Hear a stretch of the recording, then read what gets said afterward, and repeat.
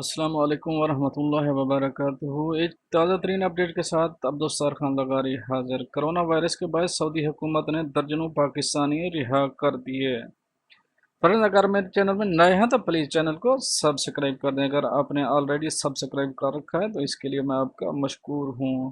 और साथ बेल के आइकन पे भी क्लिक कर दें ताकि मेरी हर नई आने वाली वीडियो का आपको सबसे पहले नोटिफिकेशन मिल सके।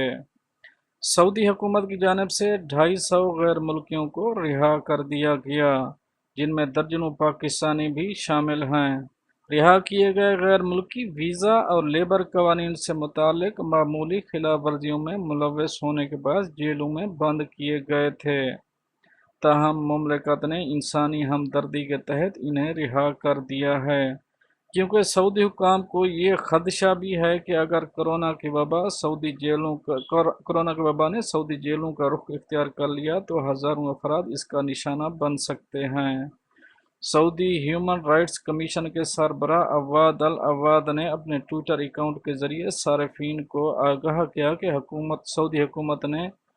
सऊदी हुकूमत ने इंसानी हमदर्दी के जज्बे के तहत मामूली वीज़ा और लेबर कवानीन से मुताल्लिक़ खिलाफ वर्जियों में कैद 250 तारकीन वतन को रिहा कर दिया गया, जिनमें अक्सरियत पाकिस्तान की भी शामिल है।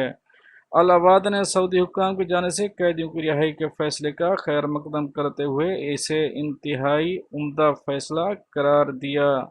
फ्रेंड्स, ये तो थी अब तक की एक अहम खबर जो मैंने सोचा आप दोस्तों से शेयर कर दूं। अगर आप मेरे साथ टच रहना चाहते हैं, दुबई, अमारात और सऊदी अरबिया की खबरों से बाखबर रहना चाहते हैं तो मेरे चैनल को सब्सक्राइब ज़रूर कर दें। शुक्रिया।